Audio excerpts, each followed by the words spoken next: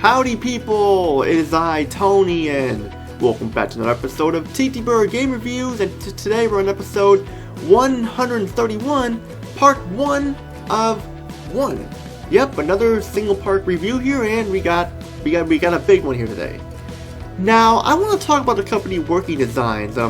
Working Designs was definitely one of my favorite video game companies, next to Namco and stuff. They made lots of great games, mainly for the PS1 and PS2, and I own a handful full of games by Working Designs. Like, I own Elemental Gearbolt, I own ThunderForce 5, Perfect Mission, RayStorm and RayCrisis, and more and more and more. They also were responsible for making the games like Lunar, Silver Star Story, and It's Complete, and Lunar 2 Eternal Blue Complete, and Arc the Lad Collection and stuff, and Alundra.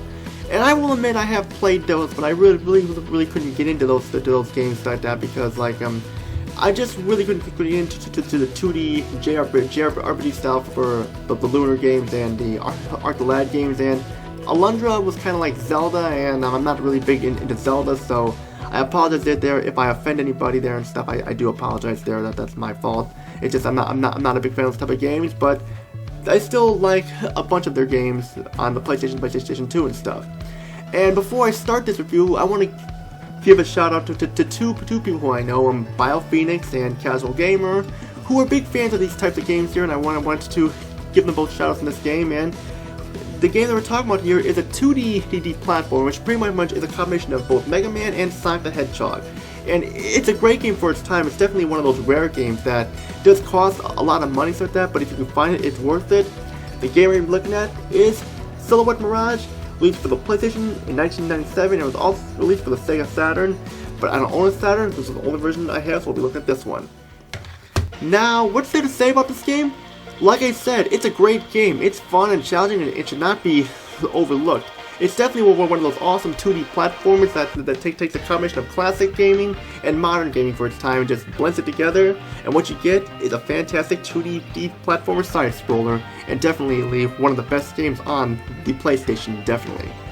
Now let's talk about the story here. The story takes place in the year 2000XXX, where a system known as Edo has failed and turned the world's inhabitants into mutated beings known as Silhouette and Mirage. The protagonist, Shina Nirashina, was created by a computer system called Gehenna to repair Edo and undo the damage to reunite the world into one once again.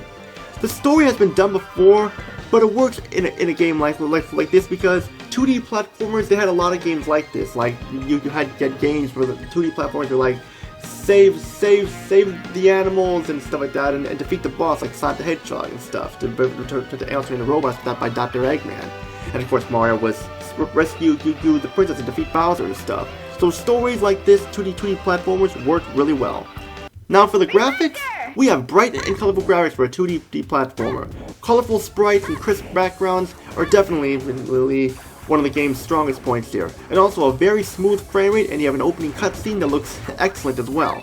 Definitely a major plus for the graphics in this game, definitely. For sound, also great.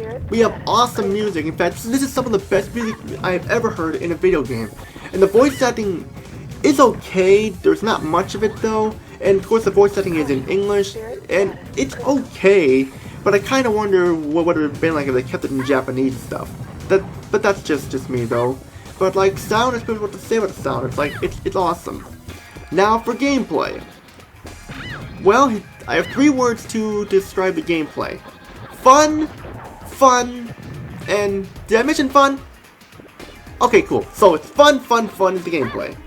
Like I mentioned, this is a 2D platformer where your goal is simple. Reach the end of the level.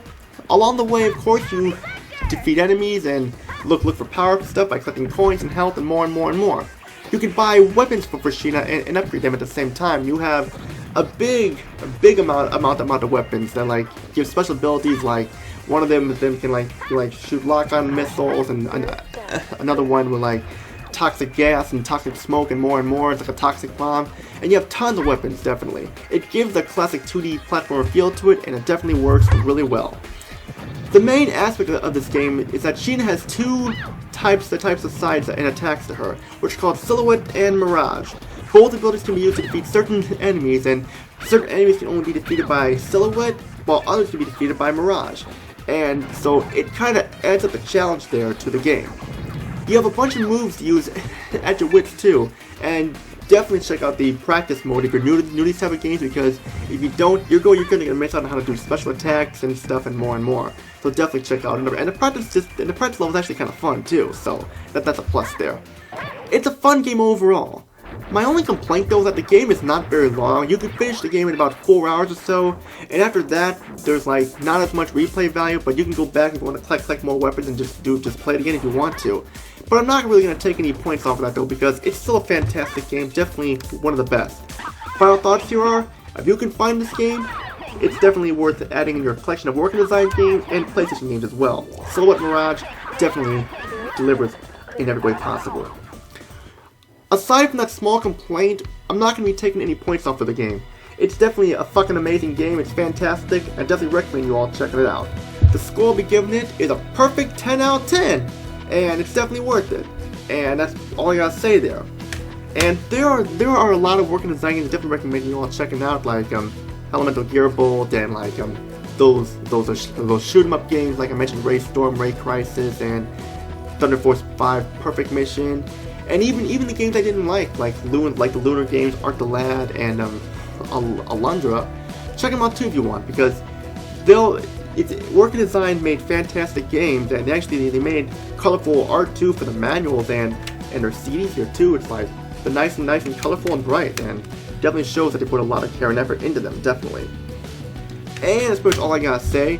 Those of you who like the video, feel free to subscribe, like the video, comment down below, and don't forget to join my Discord group, TTBurger Game Reviews. Always looking for more people to join. That's pretty much all I gotta say. This is Tony. Peace out. Have a great day. See you all in the next episode.